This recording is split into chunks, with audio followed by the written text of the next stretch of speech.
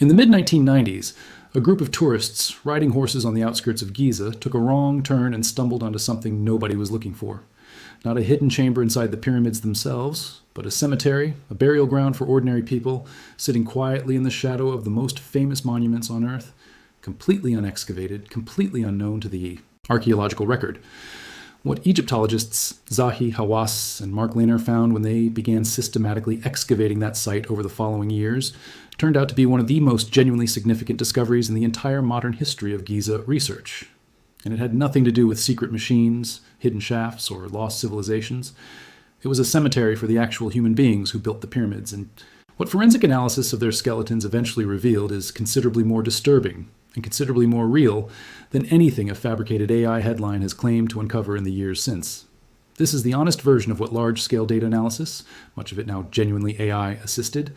has actually taught us about the Great Pyramid of Giza in recent years. Not a single dramatic reveal from a chatbot, but a slow, cumulative, multidisciplinary body of real evidence, satellite radar, computational image classification, isotope chemistry, and detailed skeletal forensics that has quietly rewritten several major assumptions about how this monument was built, who built it, and what it actually cost them. Let's start with what large-scale computational analysis has genuinely revealed about the landscape surrounding the pyramids, because this is real, recent, peer-reviewed science, and it fundamentally changes one of the oldest unanswered questions about Giza. How, exactly, did workers move stones weighing multiple tons across the desert to build these structures in the first place? In 2024, a research team led by geographer Emin Gonim published findings in the journal Communications Earth and Environment identifying the traces of a long-vanished branch of the Nile River, one that once ran directly alongside the Giza pyramid complex and more than 30 other pyramids stretching across the Egyptian desert, a waterway that has been completely buried under desert sand and agricultural land for centuries and had never before been mapped in its entirety. The research team identified this lost waterway since named the Ahrimat Branch, using radar satellite imagery capable of penetrating below the surface sand layer to detect subsurface geological features invisible to ordinary aerial or ground-level observation, cross-referenced against sediment cores drilled directly into the suspected riverbed to confirm the presence of genuine fluvial sediment consistent with a real, historically active river channel, rather than a coincidental surface feature. This is exactly the kind of large-scale, computationally intensive pattern analysis across satellite data that modern archaeological research increasingly depends on, and the finding itself answers a genuinely long-standing puzzle in Egyptology. Why were so many pyramids, across so many different dynasties, built in this specific, otherwise unremarkable stretch of desert? The answer, this research strongly suggests, is that ancient builders were positioning these massive monuments directly alongside a now-vanished tributary of the Nile specifically to enable water-based transport of the enormous stone blocks required for construction, using boats and barges to move material that would have been enormously more difficult, if not practically impossible, to transport the same distances overland using only sledges and human labor. A separate, complementary thread of computational research has focused not on the landscape surrounding the pyramids, but on the internal structure of the Great Pyramid itself, building directly on the legitimate 2017 discovery of a large, hidden void above the Grand Gallery, identified through muon tomography, cosmic ray-based imaging technology that remains, to this day, one of the only genuinely reliable ways to see inside solid stone without physically disturbing it. And interpreting muon detection data of this kind is itself a substantial computational challenge, requiring sophisticated statistical and pattern recognition techniques to separate a genuine structural signal from background noise across months of continuously collected particle data, and follow-up research published in 2023 using a specially designed microendoscope threaded through a small existing gap in the pyramid's stonework has continued to refine and clarify exactly what that void actually looks like, adding real, physically confirmed detail, a smaller connecting corridor near the original void's location, without yet resolving what its ultimate purpose was. This remains genuinely one of the most legitimate, actively unresolved mysteries connected to the Great Pyramid, and it is worth being clear that it has advanced through exactly this kind of careful, peer-reviewed, technically rigorous work, not through a single dramatic AI announcement. It's also worth directly and honestly addressing the considerably more sensational claims currently circulating under titles very similar to this one, because a responsible account of this topic has to include them. Beginning in 2022 and revived heavily in 2025, a separate research team using satellite-based radar analysis claimed to have detected a vast network of shafts and chambers extending more than 600 meters beneath the Khafra pyramid specifically, That claim has never been published in any peer-reviewed scientific journal, has been publicly and directly rejected by Egypt's Supreme Council of Antiquities, and by leading Egyptologist Zahi Hawass as without scientific merit, and has been specifically challenged on technical grounds by radar remote sensing specialists who note that the physics of satellite-based radar imaging is not understood to be capable of penetrating anywhere near that depth through solid limestone bedrock. In the months since, an enormous wave of online content, much of it explicitly attributing the claim to the AI chatbot Grok, has recycled and dramatically embellished this same unverified claim, describing hidden ancient technology, infrasound mind control devices, and secret energy systems, none of which appears in the original disputed research, and none of which has any credible scientific backing whatsoever. It is worth naming this pattern plainly. An unverified claim gets picked up, attributed to a general-purpose AI system as though that system had independently investigated and confirmed it, and then progressively embellished across dozens of near-identical videos and articles, each one adding a new layer of unsupported drama the original claim never actually contained. That is not what responsible AI-assisted archaeological research looks like, and it is worth clearly distinguishing it from the genuinely careful, peer-reviewed computational work described above. So if the real disturbing finding at Giza isn't a hidden chamber, what actually is it? It's the cemetery Hawass, and Leonard's team began excavating after that accidental 1990s discovery, and it's worth walking through what forensic and skeletal analysis of the people buried there has actually revealed, because it directly overturns one of the most widespread, deeply held popular myths about how the pyramids were built, the assumption that they were constructed primarily by slave labor. The workers' cemetery at Giza and the associated settlement site nearby that Leonard's team has spent decades excavating and mapping, sometimes referred to as the lost city of the pyramid builders, has produced a substantial, still-growing body of skeletal and material evidence about the actual people who built these monuments. Archaeological evidence from the settlement includes large-scale communal bakeries capable of producing bread on an industrial scale, evidence of significant beer production, extensive cattle bone remains, indicating that meat, a genuinely valuable food resource in ancient Egypt, was regularly provided to at least some portion of the workforce, and organized barracks-style housing that appears to reflect a genuinely structured labor system rather than a chaotic mass of coerced captives. Administrative records recovered from the site, including papyri discovered more recently at a separate but related site called Wadi al-Jarf, describe organized work crews with their own internal names, hierarchies, and rotating shift schedules, workers who identified themselves with team names that translate, according to Egyptologists who have studied these documents, to phrases roughly meaning friends of Khufu. Language considerably more consistent with an organized, paid, or at minimum provisioned labor force than with anonymous, coerced slave labor. That correction to the historical record is genuinely important, and it deserves to be stated clearly on its own terms. But the skeletal evidence recovered from the workers' cemetery tells a second, more complicated, genuinely more disturbing story that sits alongside that correction rather than replacing it, and this is where the real, evidence-based version of disturbing findings actually lives.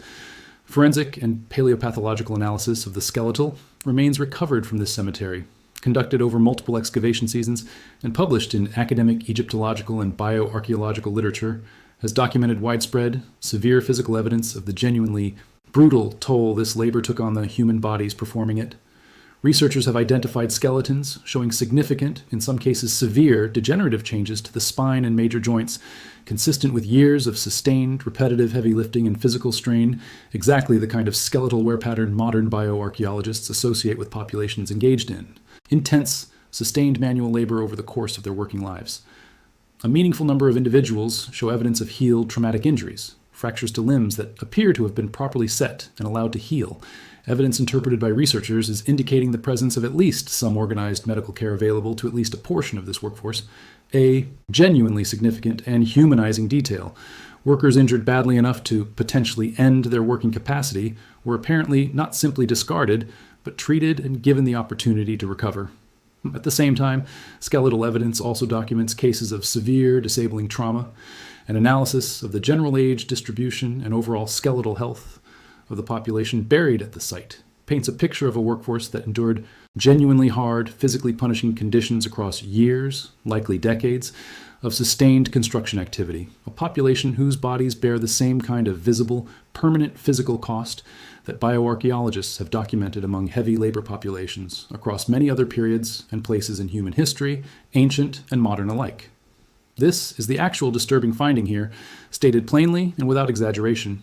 Not that the pyramids hide a secret machine or a lost technology, but that the real physical human cost of building them, etched permanently into the bones of the actual people who did the work, was severe, sustained, and genuinely brutal, even within a labor system that appears, based on the housing, food provisioning, administrative organization, and evidence of medical care, to have been considerably more structured and considerably less purely coercive than the popular slaves built the pyramids narrative, long assumed. Both things are true simultaneously, and holding them together is more honest, and in its own way more disturbing, than either the older slavery myth or a fabricated ancient technology conspiracy, because it reflects something genuinely and specifically human. An organized, provisioned,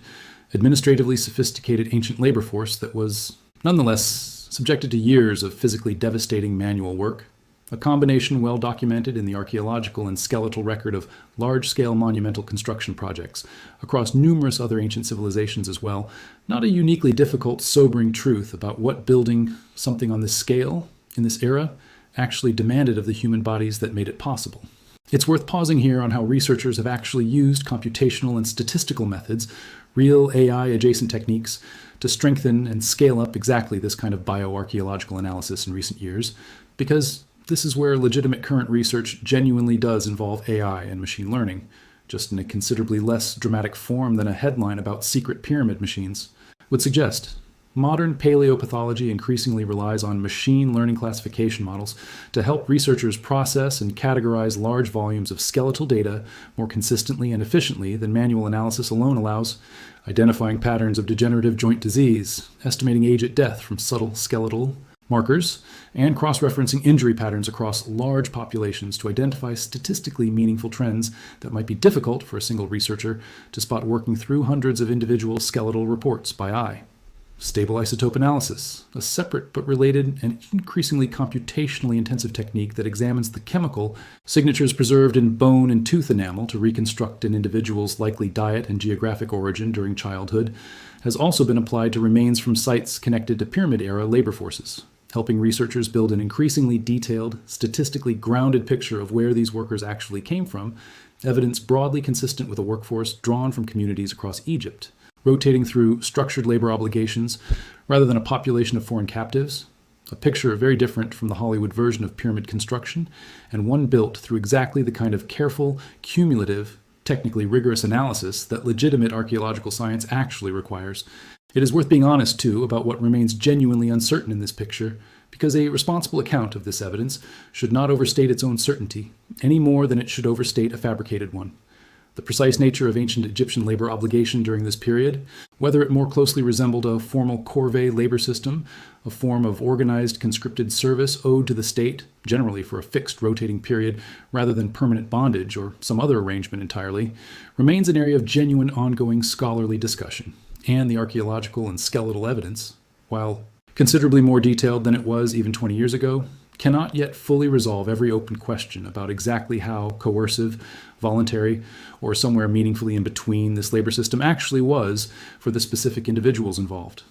What the evidence does support with real confidence is a clear rejection of the older, simpler popular myth of foreign slaves. Under the whip, replaced by a considerably more complicated, more organizationally sophisticated, and in its own specific way, more genuinely disturbing picture. Ordinary Egyptian workers, organized into structured, named crews, fed, housed, and at least partially medically cared for by the state that conscripted their labor, whose bodies nonetheless bear permanent, severe physical evidence of exactly how hard, how sustained, and how genuinely punishing that labor actually was. So when you put together what large-scale computational and satellite analysis has actually verifiably contributed to our understanding of the pyramids in recent years, a picture emerges that is considerably richer and considerably more human than any fabricated hidden machine narrative could offer. Radar satellite analysis and sediment coring has revealed the lost river branch that made transporting these enormous stones physically feasible in the first place, solving a genuine, long-standing logistical mystery. Moon tomography painstakingly processed and cross-validated using serious computational statistical methods has revealed a genuine, still partially unexplained void deep inside the Great Pyramid structure, a legitimate mystery actively being investigated through careful, incremental, peer-reviewed science. And forensic, isotope-based, and increasingly machine learning-assisted bioarchaeological analysis of the workers' own skeletal remains has revealed the genuinely disturbing human cost behind this monument's construction. Not evidence of ancient aliens or lost technology, but evidence of exactly how much a real, human, remarkably organized ancient labor force actually suffered, physically, to build something that has now outlasted every single one of them by more than 4,000 years. That, ultimately, might be the more genuinely unsettling story than anything a fabricated AI chatbot headline has ever offered. Not a hidden machine humming somewhere deep beneath the sand, but the quiet, permanent evidence written into human bone that the people who built one of history's greatest achievements paid for it with their own bodies, year after year, and that for most of the roughly 4,500 years, since almost nobody thought to go looking for them until a group of tourists on a wrong turn stumbled onto the place where they had been resting the entire time. So here's the honest question worth sitting with, instead of the manufactured shock a fabricated hidden chamber headline usually promises. Now that you understand the real disturbing discovery here is written into human bone rather than hidden in a secret shaft, does that change how you think about what the mystery of the pyramids actually means? Less a puzzle about impossible ancient technology, and more a question about how much ordinary human effort and suffering it actually took to build something this permanent. And given how clearly the workers' cemetery evidence contradicts the old slave labor myth while still revealing genuinely brutal working conditions, do you think popular culture has actually caught up to what real archaeology has found? Or is the fabricated, secret machine version of this story always going to be more shareable than the true one? Tell me where you land in the comments. And if you want the deeper dive into the lost city of the pyramid builders itself, the bakeries, the cattle pens, the actual homes these workers lived in between shifts, let me know, because that settlement tells you more about who really built the pyramids than any disputed radar scan ever could.